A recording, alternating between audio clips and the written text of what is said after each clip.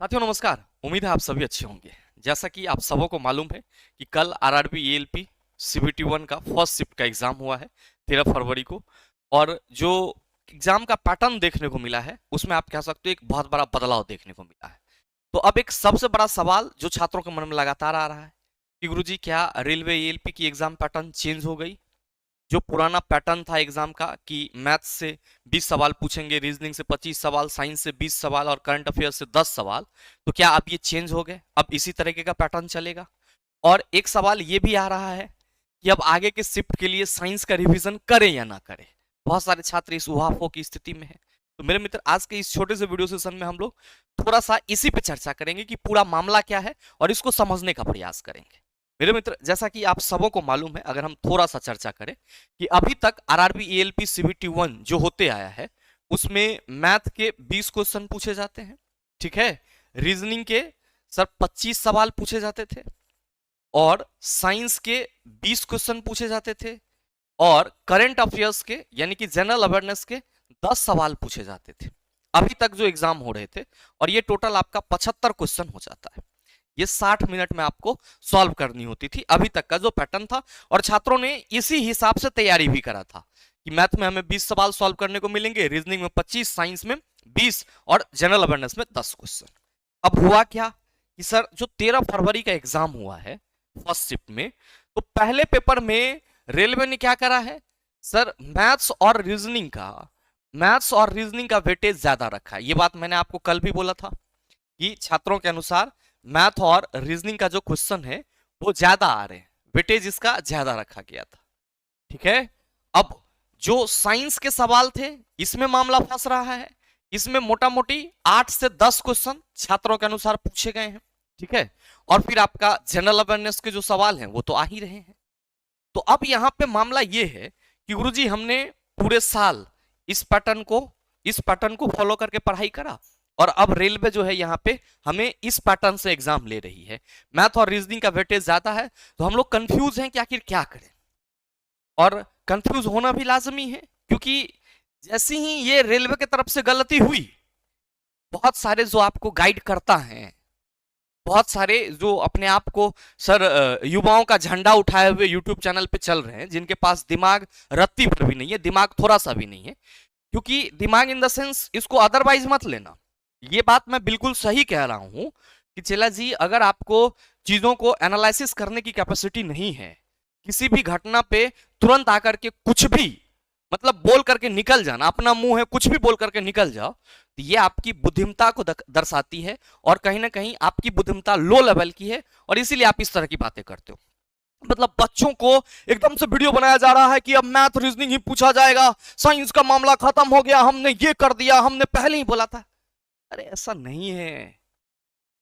आपके पास थोड़ी सी अगर अकल है तो एएलपी टेक्नीशियन जैसे जो पद हैं वो टेक्निकल पोस्ट हैं और टेक्निकल जगहों पे जहां पे भी डिस्कशन की जाएगी मेरे मित्र साइंस आएंगे ही आएंगे।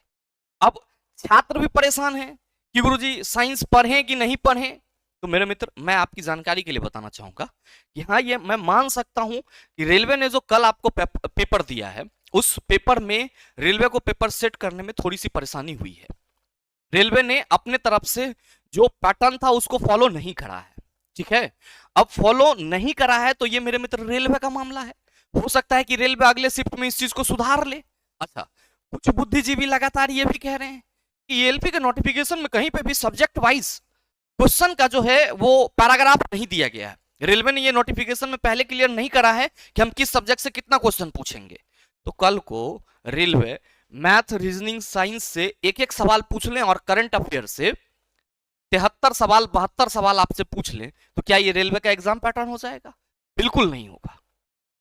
कम से कम जो गलत है उस गलत को गलत कहने की साहस रखिए, सही को सही कहने की साहस रखिए। हम ये नहीं कह रहे हैं कि इसके लिए बहुत बड़ा आंदोलन होना चाहिए, ये रेलवे ने गलत किया। मेरे मित्र, ये मिस्टेक है, रेलवे की तरफ से हो सकती है, क्योंकि रेलवे लगातार इतने एग्जाम कंडक्ट करा रहे हैं तो हो सकता है उसका जो एग्जामिनर होगा वो पेपर ठीक से सही से सेट नहीं करा होगा। अच्छा, कुछ छात्र ये भी कह रहे हैं कि मॉक में ऐसा ही आया था। तो आपकी जानकारी के लिए मैं बताना चाहूंगा कि जो मॉक दिया जाता है वो केवल और केवल इंटरफेस से आपको रूबरू कराने के लिए दिया जाता है। मॉक ये नहीं दिया जाता है कि हम इसी तरीके के सवाल पूछेंगे, तो मॉक में तो कोई भी क्वेश्चन कहीं से भी डाला जा सकता है, और जो सब्जेक्ट का नंबर ऑफ कॉम्बिनेशन है, क्वेश्चन का नंबर ऑफ कॉम्बिनेशन है, वो कुछ भी हो सकता है। तो मेरे मित्र पूरा का पूरा मामला ये है कि कुछ बुद्धिजीवियों के द्वारा ये जो डंका बजाया जा रहा है कि नहीं अब केवल मैथ रीजनिंग ही पूछेगा, अब ऐसा नहीं होगा, अब वैसे हो जाएगा, तो ये सब चीजें जो है रेलवे के पैटर्न के अनुसार नहीं है और इस तरह की चीजें नहीं होगी। मैं बस आप सबों से यही कहने आया हूं कि मेरे मित्र हो सकता है कि आपका जो कल का पेपर हुआ है वो रेलवे का मिस्टेक हो, और रेलवे इस मिस्टेक को जो है वो आगामी फेज में, आगामी शिफ्ट में क्या करे, सुधार ले।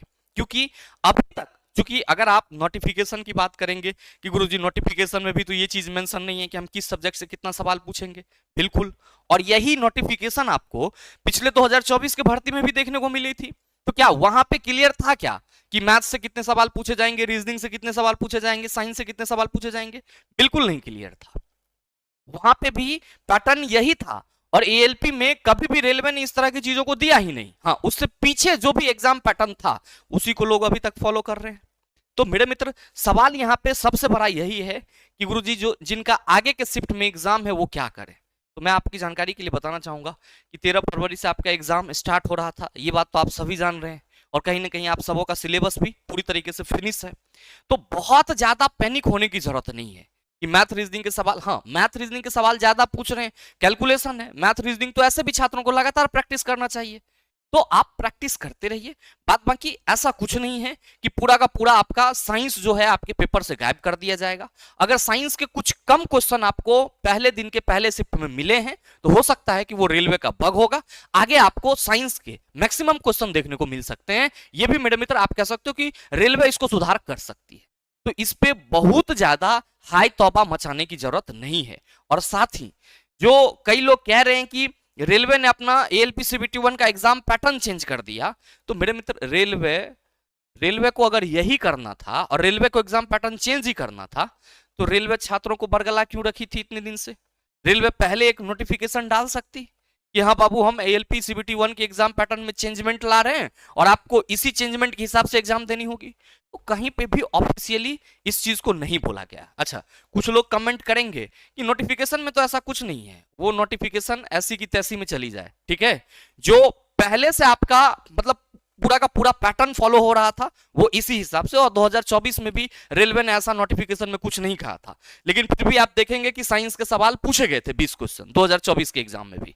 तो इस बार हमें जो लग रहा है वो केवल और केवल यही कि जो इस तरह की मामला आपको देखने को मिली वो रेलवे का एक बग भर है। रेलवे ने क्वेश्चन पेपर को सही से सेट नहीं किया, एग्जाम पैटर्न को सही से फॉलो नहीं किया। हो सकता है कि रेलवे आपको सर अगले शिफ्ट में चीजों को सुधार ले। तो जो भी छात्र आगे के फेज में एग्जाम देने के लिए जा रहे हैं बिल्कुल भी हड़बड़ाने की जरूरत नहीं है, बिल्कुल भी लोड लेने का जरूरत नहीं है। आपकी तैयारी परिपूर्ण है, आप रिवीजन करते रहिए।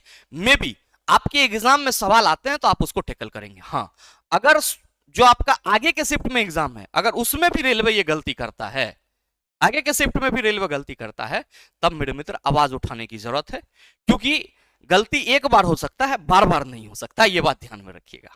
तो उम्मीद करते हैं कि आप चीजों को समझ पाए होंगे। बाकी रेलवे के ऑफिशियल वेबसाइट पर इस तरह का कोई भी नोटिफिकेशन नहीं है एग्जाम पैटर्न चेंज होने का, ठीक है, जो भी है वो एक गलती भर है और उसको कोशिश करेगी रेलवे की सुधार ले।